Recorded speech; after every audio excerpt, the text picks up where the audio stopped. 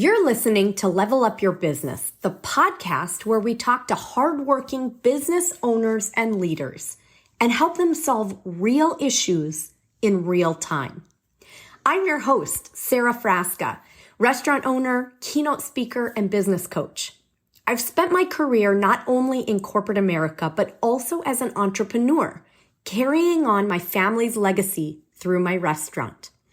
Now, a business coach and consultant, I'm helping other businesses to use creative problem solving and innovative thinking to drive lasting change. Stay tuned to hear some inspiring guidance that will help you to level up your business. A little bit about myself and where I came from and what am I doing today. I'm originally from upstate New York. My wife and I escaped to Florida in 1996. We've been here ever since. We've opened up several businesses here after closing 6 businesses down in New York. And I went to work for a large payment processing company when we moved down here. I did that for the last 25 years and decided within the last year and a half, it was time to get on my own again and start another company. So I started a company called Truly Payments, and we do payments, payroll, we do ATMs, we do HR, we do all kinds of stuff for small businesses. And one of the reasons that I got into that was because being a small business owner, I kind of knew what the small business owners were going through on a daily basis. Some of them didn't sleep at night. Some of them had second and third mortgages on their homes just to keep their businesses afloat. They were worried about inventory and overhead. They were worried about employees. So I knew the headaches. And I thought if I could develop a business where I could help them in some way, whether it be in all the things that I had mentioned, everything from payments to payroll, that would be a benefit to the community. So I am doing that now full time. We have built a sales team. We have about 55 sales reps between Florida and California right now, and building it steadily. We're building relationships and partnerships with vendors and different POS systems companies, probably a lot of them that you've already heard of or maybe use yourself in your other business. So that's great. So you're from upstate New York. What area? It's a place called Binghamton, New York. It's just south of Syracuse on the Pennsylvania-New York border. That's really neat. Cool. Well, welcome to the show. Thank you so much for joining us. And you started off in answering perfectly what my first question was going to be, and that's just kind of where have you come from? What was the impetus for growing and building your business? So that's really helpful. Explain a little bit. I know there are 2 names of businesses that you represent. There's Integrity, which is the logo you've got on the screen there, yes. And then Truly. What is the relationship? How does that work? Well, Truly Payments is the company that I own, and I'm vice president of Integrity Payments. There is a relationship or a partnership there, so to speak. Maybe the same as a restaurant would have a partnership with a vendor for different things. I use Integrity, Integrity uses me. So we help each other out and we build each other's business. Got it. No, that's great. Okay. Well, I don't know anything about the payment processing and the world that you live in. So this is going to be a fun podcast today because one of I'm going to just use the term superpowers, although I guess that is a subjective you'll have to tell me if it's a superpower, is that I really love to help business owners and business leaders to, navigate the future, to innovate, to creatively problem solve so that they can serve in a different way and continue growing, have the success that they dream of. So tell me, what are the types of challenges that you are faced with? What's keeping you up at night, Rocco? It's an interesting question because coming from a traditional business, a lot of things kept me up at night. It's interesting because this particular business doesn't keep me up at night that much. But my focus and the headaches usually that come with this business is the sales force that I'm building is a 1099 sales force. So these people run their own business. They're independent agents, almost the same as a insurance agency where they represent various different companies. The agents on my team have their own companies. They name it whatever they'd like to. They're 1099s. And I supply them with whatever they need to get going in order to build their businesses. So everything from POS systems, hardware, software, and such, to training and different motivational meetings that we might have during the day or week. So we do everything we can to help them build their own independent businesses. So that's what we do. And I think the biggest challenge is for people coming into this business as a 1099 who are traditionally in a W-2 format where they're getting a salary and maybe a commission on top of that. So probably that's the biggest challenge in my line of work. These folks are kind of an eat what you kill model. Yes. Well, it's their own business. So they're going to rely basically on whatever they can produce on their own, whether it be through referral partnerships or belonging to different networking groups, such as BNI or chambers of commerce. So it's up to them to build it. We give them all the tools. Okay, and that's very interesting. Is Truly, I was going to say, is it a franchise? I mean, is it connected in that way, or is it you started from scratch? I started from scratch. And the name Truly is actually from a town my family is from in Italy called Alberobello. I wondered because it is an Italian name. Okay, keep going. I'm sorry. No, that's fine. So the town in Italy is called Alberobello. It's in Puglia on the Adriatic. And the structure, the homes or the buildings there are conical shaped. They're layered stones that go up to a point. And they're called Truly. If there's many of them, they're called Truly. If there's one, they're called Trullo. So that's where the name came from. That's great. I love it. Well, with my Frasca name, I'm also Italian. So we have that in common. That's really fun. Okay, so let's get back to the sales force and keeping you up at night. Is it the motivation that these folks need, or what is the crux of the challenge that you are trying to solve in order to help spur them forward? To keep them focused on running their own business rather than jumping back to a traditional job, so to speak, where they're getting a W-2. So it's keeping that focus on them. And sometimes the challenge is there are some people that just don't have it in them to run their own companies. And, we don't know that when we're bringing them on board. We only go by what we see on resumes and interviews. So, that's a challenge. How do we bring in the right people that can run a business as their own with help? And how do we keep them? It's great. I have a very dog-friendly podcast, so sorry for the barking in the background. That's fine. So I would say, one of my possible solutions for you is to really help them distill their vision. So coming up with their independent, because again, they're not necessarily working with each other, but they are, working with you. And so it's a little bit of what are their goals? What are their strategies, or what's their vision? And then you can help to support them. So the more that it can come from them and come from, what they need and want, whether it's monetary, whether it's balance related, whether it is flexibility related. I mean, again, these folks are out there kind of, building your business for you. How can they build their own plan to succeed? And then now you're just supporting their plan. You become kind of a coach or an aid or a backbone for them creating success in their own world. Sure. Sounds good. That's one idea. And that's something that we do incorporate. We do have weekly team calls where each one of the agents can lean on each other with questions, answers, success stories, whatever they're doing in their particular markets to make it work. So we're running that now, and that does seem to help. I'm a big believer, like you said, in finding out what their goals and visions are. I learned a long time ago that if the dream is big enough, the facts don't count. The facts that I don't have experience, the facts that I don't have this or I don't have that, all those facts go away if the dream to build a business is big enough. So, that's a really, really great kind of, quote. I believe the same. I mean, if we can envision it and we can make a plan to get there, we can. So my business partner, Michael, always says, you will succeed whether you say you can or whether you say you can't. And so you've got to have that mindset. I really do believe mindset is huge. Tell me, how are they tracking their success? Do you have software? Do you have metrics for them, KPIs, things like that, where they can see how they are doing? we do have a CRM model where they can input any of the businesses that they're actually bringing on board for their business.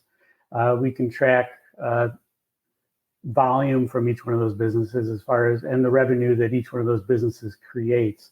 And of course, that revenue equates back to what they would make on their end based on the businesses that they sign. So yeah, we have some sort of tracking in place where they can actually see it, and they can see it either go up or down. Yeah. And what about, I mean, if they have a stretch goal, can they see the delta between what they would make or what, and what that would be if they achieve their stretch goal? Because that sometimes can be a very compelling motivator, a carrot for people to kind of give that extra oomph. Yeah, it's a great point. I think that, we're coming up with something now, some sort of an Excel spreadsheet that one of my guys is putting together that shows if you do X, you're going to get this. And based on averages, here's what the outcome would be. So it kind of gives them an idea where they can go. Of course, not every business that they bring on board is the same. So they deal anywhere from, let's say, liquor stores to grocery stores to small mom and pop delis. So they're bringing in all kinds of business, and all kinds of businesses have different quirks, so to speak. And interesting, yeah. So yeah, I can imagine. Yep, that's great. That's great. The other thing I was going to say is you've built Truly. It might be compelling to identify the why. And so I describe this to folks as the kick off the sheets feeling that they need to get started with their day. And so it might be that you articulate this, the small business solution, the American dream. I'm just making this up. I don't know exactly what would be compelling to your team or to you, but I think, even from you describing a little bit of the why that you mentioned already, it has a lot of power and it has a lot of meaning, and you want it to be emotional. And frankly, even though we're dealing with money in any payment sort of system, the why is more than monetary. It is, again, it's that heartbeat of the business. It's the reason we kick off the sheets and we get going in the morning. And so if you can really articulate that and you find people who want to drive towards that, I think that can be a very compelling kind of motivation. I don't know if you've read any of Simon Sinek's books. Start with Why is one that I love. And again, the simpler, the better. In plain English, how can they impact the world, right? And it might be, we are the driving force behind small businesses and their success. I mean, it's something that is, again, heartfelt. It is encapsulating the reason why you built this. No, great points. And, my reason for building Truly is totally different from all of their reasons why they're building their own particular companies too. Some it's pay off a mortgage. Some it's send the kids to college. Some it's just to have vacation money, extra over and above. So yeah, they all have their own reasons. And that's a great point to stay on top of that. Yeah, I think it's a really important one. Anything else keeping you up at night? I'm just trying to think through if I was in your shoes, what I would do with this sales force. But I would say those might be my best tips as you build this. And I think those tips are great, and I think that they're good for any business, whether they're 1099s or if they're employees in a business. You have to give those employees or people a reason to come in every day, and a reason to treat customers well, and a reason to give good service and good support. So yeah, they all have to have their own individual reasons why. And that's a great point, because it's something that I haven't really focused on lately. Building businesses, sometimes that takes a second seat. So you got to bring that back up to the forefront. Yes. I ironically was just with a group of about 50 business leaders in a certain category. It was an industry kind of convention last week. And the funny thing is, most of them are men, not all, but, they just kind of hem and haw about the culture component. Like, oh, do we really have to talk about culture? It's all the fluffy stuff and it's like the mushy. And honest to goodness, they were resoundingly anonymous. I mean, what's the right word? Anyway, they were all aligned. They were completely aligned that culture is the number one thing that they have figured out, and it has led to the success of their business. It has exponentially increased the success because people are happy, they are motivated, they are charging ahead, they are coming up with ideas, they're bringing energy and life and creative problem solving. And it's all because they have articulated their vision, they have begun to actually distill this why, and the people that are a part of their organization buy into that. They buy into the vision, they buy into this kind of, core mechanism of why we do what we do in order to drive the business forward. And so I would say, coming from kind of, the powerful message that these folks were able to kind of give as firsthand experience, I would say this is one of the most important things for you to do as you go back to your business. So make sure you're sitting in that seat and gather some feedback from the team, see what they think. Yeah. And then articulate it, hire and fire behind it, motivate your team through incentives that help to underscore those principles. It'll really be a compelling component. Yeah. And that's one of the other things we were thinking about as well. This incentive, we're putting together annual programs now where we can take top performers and we all go on a cruise someplace or do something special. That's lovely. Mm-hmm. Yeah. I mean, I would say, it's funny how little people remember the money and how much they remember the experience or the special thing that you've done for them. So I think you're on the right track with that as well. I think that can be a really big motivator for folks. Pretty fun. That's good. I appreciate you getting me refocused on the vision and the goals. That's awesome. Yeah. Well, I mean, there's a number of good books out there. I would say one of my favorites, actually. Let's see. I've got all the books behind me here. I would start with the first one, which is Building a Great Business, and it's by Ari Weinzweig, who's an owner of a business up in Ann Arbor, Michigan. And there's a series of 4 books. This has been one of my favorite business books that I've ever read. I think that his explanation of the power of distilling this vision and this, it gives the team purpose. And again, that's kind of the starting point. Like, I don't even think you can get off the ground unless you have that. So tell me about your business. I mean, you have other entities, I would imagine. How are you handling those? I mean, what's happening there? What are your biggest headaches that you're seeing? Yeah.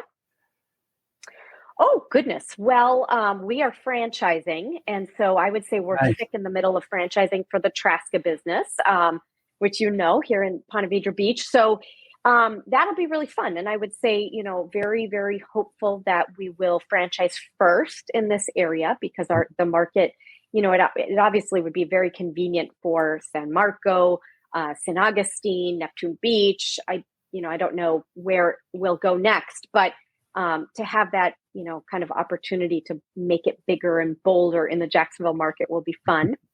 And then my consulting firm, which is Point Northeast. So, that business, I would say, it's a delicate balance kind of sitting in the CEO seat of bringing on coaches and bringing on clients. And so we just continually try to navigate making sure we have the right people that are able to coach our clients and that we've brought on enough clients so that our coaches are busy and happy.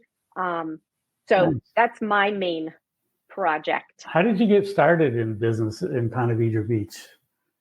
How did that all come? Yeah, I mean, I chose the Ponte Vedra Beach location after I moved here from Minnesota and just knew that, this was a really, really vibrant community full of life, but that I didn't think that there was the type of food, the artisan quality food, but in an unpretentious place.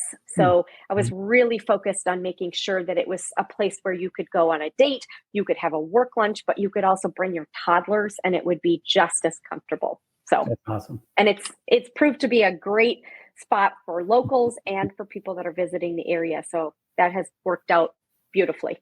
Yeah, it is a great area, isn't it? Thank you, Rocco. Well, I really appreciate having you on today. And I would say, don't hesitate to reach back out if you have any other questions. I mean, I would say, I'm here local. We're in the same community, and I'm always willing to help folks if they need questions answered. And I think you're doing a beautiful job. Keep focused on building those people's teams in a way that is motivating to them. And I think you will not only reap the rewards, from a kind of a capitalist perspective, but I think also from a human perspective. That's great. Thank you, Sarah. I appreciate it.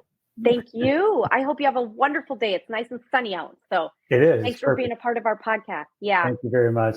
All right. See you soon, Rocco. Thanks again. Okay. Bye-bye. Bye-bye. Thanks so much for tuning into this episode of Level Up Your Business with me, Sara Frasca. If you have a problem in your business that's keeping you up at night, please join us in a future episode so we can help get you unstuck. Just click in the link in the show notes and send us a message. Please remember, stay innovative, friends.